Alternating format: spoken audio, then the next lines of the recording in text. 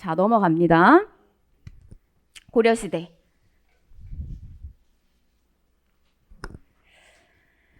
자, 볼게요. 고려 왕들이에요. 쭉 나오죠? 이게 벌써 이제 기겁을 하시는데, 자, 보시면 이 왕은 제가 미리 이야기 드리지만 다 안 하셔도 돼요. 제가 골라 드릴 거예요. 고려시대에서 여러분들이 중점적으로 봐야 되는 왕들을 골라 드릴 겁니다. 근데 제가 이렇게 전부 왕을 쭉 나열한다는 이유는 있어요. 그러니까 뭐냐면 여러분들이 그 여기에 나오는 고려시대의 모든 왕과 모든 왕의 업적을 다 할 필요는 없어요. 그렇지만 내가 이 왕을 배우고 있을 때 내가 공부하고 있는 시점이 요 부분이구나, 어느 시점이구나라고 하는 거는 파악하실 수 있어야 돼요. 그러니까 예를 들면 내가 광종의 업적은 선생님이 꼭 기억하라고 했어. 그래서 이거를 기억을 하는데, 그럼 여기서 광종은 이 시점이구나 정도에 대한 어떤 시대 파악은 하셔야 된다는 거예요. 그래서 제가 요걸 다 넣으신 거예요. 넣은 겁니다. 자, 그럼 볼게요. 고려는요, 전기하고 중기로 시대 구분을 해요. 크게. 그 시기 구분은 이렇게 됩니다. 무신정변으로 시작이 돼요. 그래서 저 무신정변이라고 하는 큰 사건을 가지고 이렇게 전기와 후기로 구분이 됩니다. 고려 전기, 고려 후기. 여러분, 시대 구분을 한다는 거는요, 앞에 있었던 어떤 고려의 모습하고 그 다음에 후기의 고려의 모습이 정치, 경제, 사회, 문화에서 굉장히 많은 큰 변화가 일어난 거예요. 그래서 학자들이 시기를 한번 이렇게 구분시켜 준 거거든요. 근데 그 사건이 뭐냐면 무신들이 지배하는 무신정변. 요게 큰 이벤트가 돼요. 고려의 역사에서. 그래서 전기와 중기 이렇게 나뉘어집니다. 그러면 이제 왕들이 쭉 있는데 여러분들이 잘 보셔야 되는 왕들은, 자, 체크를 하세요. 자, 우선 태조. 국가를 처음 건국한 왕이잖아요. 그래서 어떤 방향성을 가지고 나라를 이끌어갈 건지 이런 것들 쭉 살펴보는 거예요. 누구예요? 저 태조가? 왕건. 왕건입니다. 자, 그 다음에 태해정. 그 다음에 여러분들이 보셔야 되는 게 광종이에요. 광종. 요 중간에 꼈던 왕들 사이에선 정치적으로 혼란기예요. 근데 이런 혼란기를 다시 한번 잠재우면서 강력한 왕권 강화를 추진했던 게 바로 광종입니다. 미칠광. 완전히 엄청난 호족들을 다 숙청해요. 미칠광 아니에요. 빛날광입니다. 근데 엄청난 피바람이 불어요. 여기서 광종. 태조, 광종. 그 다음에 경종 넘어가서 성종이에요. 성종. 이 성종은 뭐냐면 이룰성이에요. 무언가를 이루다 할 때 그 성자입니다. 그래서 이 성종은 고려 시기 때도 묘명 이렇게 나오고요. 그 다음에 조선 시기도 성종이 있어요. 그래서 앞에 있는 문물정비를 계승하면서 이거를 완성시킨 왕이 성종이에요. 그래서 성종은 무조건 여러분들이 하셔야 돼요. 저 왕은. 자, 그 다음에 쭉 넘겨드릴게요. 쭉 넘어가서요. 자, 여기 숙, 예, 인 이렇게 보셔야 되는데, 요 파트는 뭐가 중요하냐면 숙종, 예종, 인종. 뭐가 중요하냐면 여기 앞에서 한 문종 무렵이 되면요, 그러니까 말하자면 학원, 사립학교 이런 게 되게 많이 발달을 하게 돼요. 그래서 학생들이 학교를 안 가요. 국가의 관학을 안 가요. 그러면서 사학이 너무나 지나치게 많이 발달을 하니까 국가 차원에서 관학을 진흥시키기 위한 노력을 해요. 학교를 부흥시키고 애들이 국가가 만든 학교에 다닐 수 있게끔 그렇게 노력을 하는 왕들이에요. 그래서 여기는 여러분들이 뭘 보셔야 되냐면 관학 진흥책 요거를 보는 겁니다. 자, 그 다음에 요거는 시대를 구분하는 왕이죠. 의종은. 그래서 이 무신정변을 기점으로 요게 이제 발생한 때가 의종이에요. 그래서 어떤 중심 축으로 삼으셔야 되기 때문에 업적을 배운다기보다는 이게 무신정변이 발생했던 때구나 정도. 자, 그 다음에 쭉 넘어가서요. 원간섭기 말기가 되면 여러분들이 이제 보셔야 되는 게 이렇게 충자 붙은 왕들이 나와요. 이거 어디에, 이게 충성할 충자예요. 어디에 충성한다? 원나라에 충성한다는 거예요. 그래서 이렇게 다 충자가 붙어요. 근데 충 가다가 원간섭기인데 바뀌어요. 공민왕. 그래서 원의 간섭으로부터 벗어나려고 이 왕들이 많이 노력했지만 그런 노력의 어떤 정점에 찍히는 왕이 공민왕. 요렇게 됩니다. 그래서 여러분들은 공부를 하실 때 은근히 조금 나오는 왕이 있는데 요 충선왕도 조금 잘 나와요. 충선왕도. 근데 우선은 여러분들이 시험에서 가장 조금 이 소방 한국사에서 굉장히 많이 출제된다라고 하면 일단 다 건너뛰고 얘 공민왕은 무조건 하셔야 돼요. 답도 1로 웬만하면 접근하시는 거. 공민왕 쪽으로. 자, 그 다음에 마지막 우왕창왕 그리고 공양왕 이렇게 들어갑니다. 이게 고려의 마지막 왕이에요. 공양왕. 그 다음에 넘어가서 이제 조선이 생기는 거예요. 조선은 누구죠? 건국한 사람? 이성계. 태조, 이성계 이렇게 됩니다. 태조, 이성계가 최수종이 아니어서 참 다행이라고 생각해요. 그러니까 너무 최수종이 많아가지고 여기 왕건도 최수종, 우리 막 앞에 장보고부터 시작해가지고 심지어 발에 대조영까지도 다 최수종이어가지고 굉장히 헷갈리는 분들도 있어요. 네, 다행입니다. 자, 요렇게. 자, 근데 여러분 왕의 업적을 제가 이렇게 체크해드렸잖아요. 요 정도 보시면 된다고요. 여기에 포커스 맞추시면 된다고요. 근데 이렇게 이제 포커스를 맞추는 데는 좀 이유가 있어요. 그러니까 뭐냐면 고려라고 하는 나라 자체가 왕들이 실권을 쥐고 있었던 때 말고 어떤 중심의 어떤 이 지배 세력들이 실제로 실세로서의 역할을 하고 있었던 때가 많아요.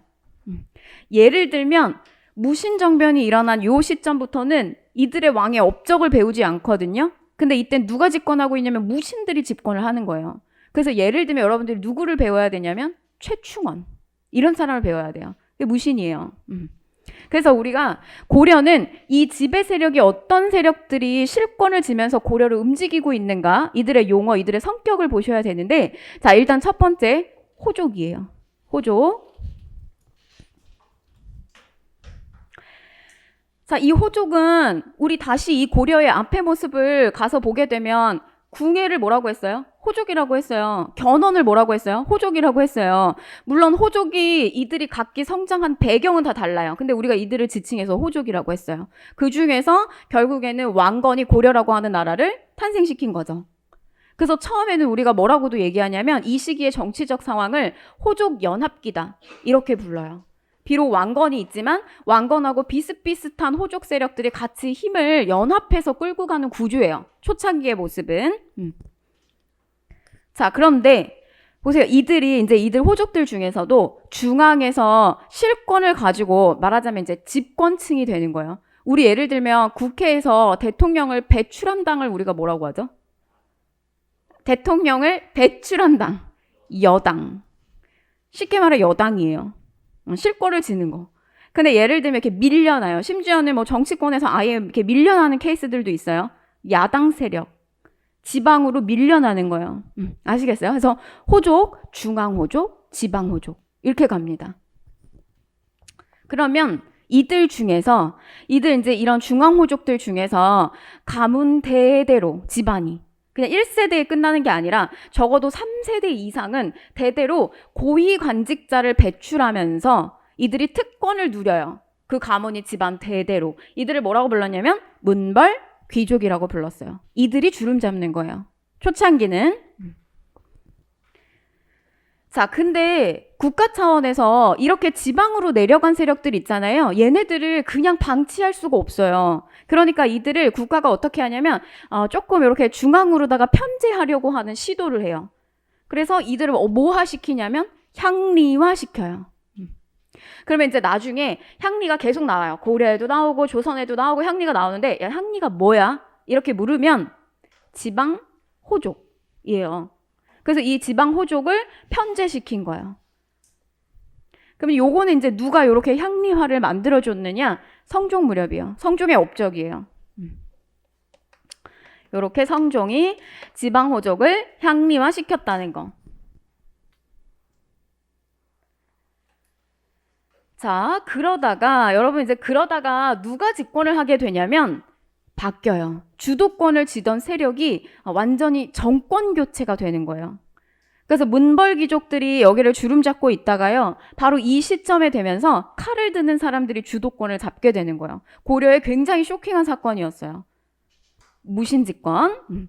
그래서 일부는 나중에 이 항리들을 뭐 이 무신에서 쓰기도 했습니다. 이 직권층에서요, 항리들의 일부를 이렇게 등용시켜서 일부 쓰기도 했어요. 자, 그러다가 나중에 이제 좀 시기가 지나가게 되면서 우리가 원간섭기로 들어가게 되면, 자, 이 원간섭기에는 항상 이렇게 시대가 바뀌잖아요. 그러면 그런 시대적인 기회를 잘 잡는 세력들이 있어요. 그래서 원나라하고 가깝게 지내거나 원나라의 어떤 뭐 무역업을 한다든지 아니면은 뭐 원나라의 통역관으로 간다든지 이런 식으로 해가지고 세력을 잡는 그런 계층이 있는데 그들을 우리는 권문 세족이라고 불렀어요. 여기에는 친원파들이 굉장히 많았겠죠. 자, 근데 이들 문제가 많습니다. 이렇게 원간섭기에 우리나라 배신하고 원나라에 결탁해서 막 이런 존재들이 많았단 말이에요. 그래서 고려를 어지럽히는 사람들이 많았는데 이 권문세족을 대항하기 위해서 특히 이 공민왕 무렵 때 오게 되면 이들을 대항하기 위한 새로운 계층을 다시 한번 키우게 돼요. 근데 이들을 이제 어디에서 배출을 시키게 되냐면 바로 그 뿌리를 여기에서 찾아와요. 그래서 밀려났지만 이들의 자제들 중에서 공부를 통해서 과거 시험을 통해 가지고 이들하고는 기질적으로 다른 세력을 키우게 됩니다. 그들이 뭐냐면 신진 사대부예요. 이들하고는 달라요. 권문세족하고는. 이게 바로 역사의 주도권이 바뀌는 모습이에요. 계속 바뀌게 됩니다. 이런 식으로. 자, 그러면 이제 당시에 벌어졌던 이제 정치적 상황들을 좀 살펴보게 되면 이때는 이제 호족 연합기다, 초창기는. 그리고 왕권을 점차적으로 이제 구축해 나가는 시기고요.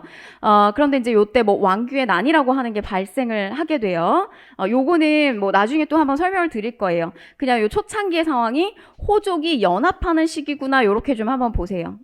그러니까 비록 왕건이라고 하는 인물이 왕위에 올라서 나라를 건국했지만 이 왕건만큼의 비등비등한 호족들이 굉장히 많이 있는 거예요. 그래서 이따 이 태조의 업적을 살펴보면 그게 무슨 의미인지 아실 거예요.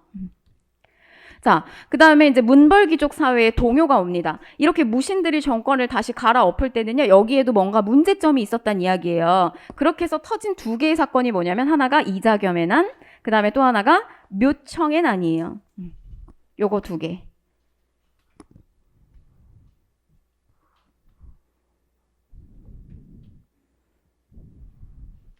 그리고 이제 무신정변이 빵 하고 터지게 됩니다.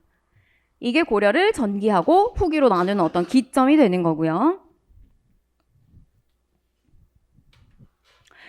자, 그 다음에 이제 이 고려라고 하는 나라는요, 외침이 굉장히 많았던 나라예요. 우리가 전쟁 굉장히 많이 터졌다라고 생각을 하면 어디를 떠올리게 되냐면 조선의 임진왜란부터 떠올리세요, 여러분들이. 근데 사실 조선은 평화의 기간이 굉장히 길었다가 임진왜란하고 호란하고 요게 빵빵 크게 한 번씩 터진 거예요. 근데 고려는 조금 달라요.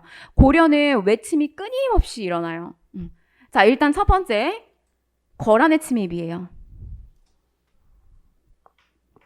자, 거란은 틀만 보세요. 거란 처음에 쳐들어오고요. 총 3번 쳐들어오게 됩니다. 3차 침입.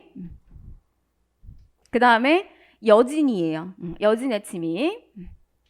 자, 큰 틀만 보세요. 거란 쳐들어오고요. 여진 쳐들어오고요.